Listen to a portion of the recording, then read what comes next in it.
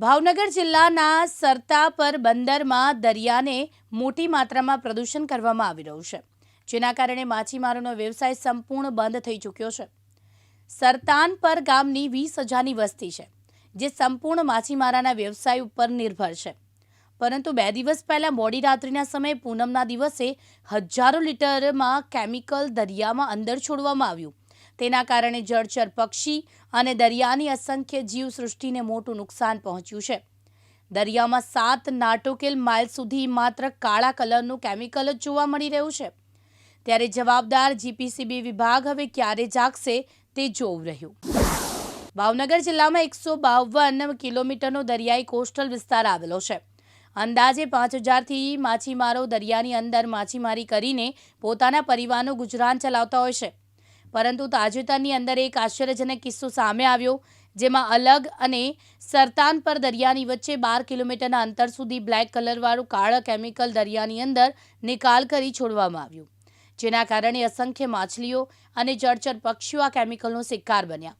તેની સાથે જ માછીમારી કરી રહેલા સરતાનપર ગામના 150 જેટલા માછીમારોએ પોતાની બોટ દરિયાકાંઠા પર લંગારી દીધી, કારણ કે દરિયો એટલો બધો પ્રદૂષિત બની ગયો કે હાલ માછીમારી કરી શકાય તેવી પરિસ્થિતિ નથી।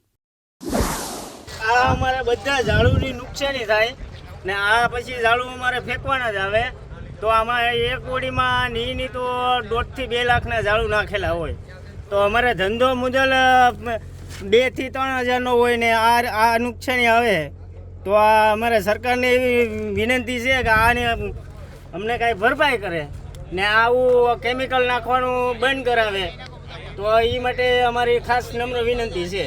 કેટલી ઝાડુ તમે નાખી લઈ છે અંદાજે? અમે ઝાડુ તો આમાં 100 થી 150 ઝાડુ હોય ટોટલ ઓડીમાં, 80-90 ઝાડુ તો ટોટલી ઓડીમાં હોય। સરતાનપર ગામમાં 12 કિલોમીટરના કોસ્ટલ વિસ્તારે અલગ શિપ જે બ્રેકિંગ રિસાયકલ યાર્ડ આવેલું છે, જે એશિયાનું સૌથી મોટું શિપયાર્ડ માનવામાં આવે છે। અહીંયા વિશ્વભરમાંથી જહાજો આવતા હોય છે, તેની અંદર જે ગેરકાયદેસર પ્રવાહી કેમિકલ નીકળતું હોય છે તેને સરકારના નિયમ વિરુદ્ધ નિકાલ કરવામાં આવતો હોય છે। આ જ કારણે સરતાનપર બંદર અને અલંગના દરિયા કિનારાની વચ્ચે મોટી માત્રામાં હજારો લીટરની અંદર કેમિકલ છોડવામાં આવ્યું છે। આ કારસ્તાનના કારણે દરિયામાં મોટું પ્રદૂષણ ફેલાયું છે। મારું નામ ચૌહાણ વિચાલ વિક્રમભાઈ, મારા પપ્પા લગભગ 30-40 વર્ષથી ધંધો કરે છે, બરોબર। અત્યારે ગામમાં એવું છે કે ગામ સરતાનપર બંદરમાં અત્યારે માછીમાર લોકો ભાઈઓ છે ને, ઈવડાને અત્યારે આ કેમિકલ એટલું છોડવામાં આવ્યું છે ને કે અત્યારે લગભગ 20-30 કિલોમીટરના આજુબાજુમાં કેમિકલ બહુ પુષ્કળ ધરવામાં છે, કેમ કે અત્યારે મચ્છી જેટલી દરિયામાં છે ને એમાંથી લગભગ 30% એટલી મચ્છી મરી ગઈ છે, અને કોઈ તે મચ્છી ભાઈઓ લોકો અમારા જેટલા વોડા છે ને એ કોઈ લોકો જાતા પણ નથી, કેમ કે અત્યારે આ સમૂહમાં અત્યારે આ મચ્છીઓ એટલી મરી ગઈ છે કે આ કેમિકલના કારણે, અને કેમિકલ એટલું દરિયામાં આવે છે। અને ગામમાં લગભગ વસ્તી આમ ગણીએ ને તો 20,000 જેટલી વસ્તી છે, ગામ પાછું આમ નાનું છે, અને કોઈ લોકો પણ જાતા પણ નથી। અત્યારે અમારા વોડા બધા આમ સમધરણ જતા દાંડા પર પડ્યા છે, અને કોઈ લોકો પણ ઘરે બેહી રહ્યા છે, બરોબર। ક્યારે કેમિકલ નાખવામાં આવ્યું હતું તેવી જાણકારી મળી છે? ના, આની જાણકારી નહોતી મળી। આનું કેમિકલ જ્યારે આવ્યું ને ત્યારે અમને રાતે આનું ઠામુકું આવ્યું હતું, કેમ કે આનું કેમિકલ જ તે આપણે અમે ગયા ને દરિયામાં ત્યારે આને જોવા મળ્યું હતું અમને।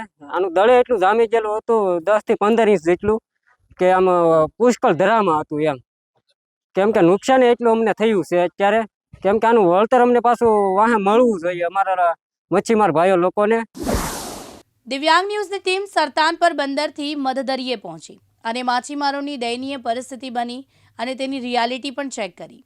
માછીમારોનું કહેવું છે કે આ પ્રમાણે કેમિકલ છોડવામાં આવ્યું છે, તેનાથી શરીર ઉપર પણ વિપરીત ચામડીને અસર થઈ રહી છે। આ કેમિકલ દરિયાકાંઠાની બહાર પણ જોવા મળી રહ્યું છે।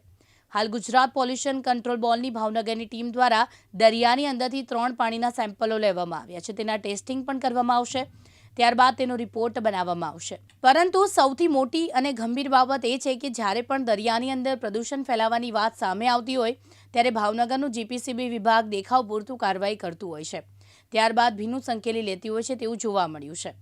અગાઉ પણ અલંગના દરિયાની અંદર અવારનવાર આ પ્રમાણે દરિયાને પ્રદૂષણ કરવાની ફરિયાદો ઉઠી, પરંતુ ત્યારબાદ કોઈપણ પ્રકારની કામગીરી થતી નથી। ત્યારે જે પ્રમાણે દરિયાની અંદર પ્રદૂષણ ફેલાવવામાં આવી રહ્યું છે તેનું જવાબદાર કોણ તે સૌથી ગંભીર બાબત સામે આવી રહી છે. એમડી જાની, મામલતદાર તળાજા. સાહેબ, સલ્તાનપરના દરિયા કિનારા નજીક કોઈ પ્રવાહી મળી આવ્યું છે, શું છે સમગ્ર વિગત? અને ગઈકાલે રાતના સમયે જે ન્યૂઝ ચેનલોના માધ્યમથી આવા સમાચાર જોવા મળેલ હતા અને એના આધારે એવું જાણવા મળ્યું હતું કે ભાઈ અલંગથી સરતાનપર ગામ સુધીનો જે દરિયાકાંઠો અને દરિયાની અંદરનો વિસ્તાર છે એમાં કોઈ અજાણ્યા ઇસમો દ્વારા ઓઇલ જેવો ચીકણો પદાર્થ છે એ ઢોળેલો છે. એટલે એ વસ્તુનું ધ્યાનમાં લઈ અને ગુજરાત પોલ્યુશન કંટ્રોલ બોર્ડ અને સ્થાનિક પોલીસ બંનેને જાણ કરેલ છે અને આ બાબતે તપાસ કરી અને અહેવાલ કરવા માટે જણાવેલ છે. વિપુલ બારડ, દિવ્યાંગ ન્યૂઝ, ભાવનગર.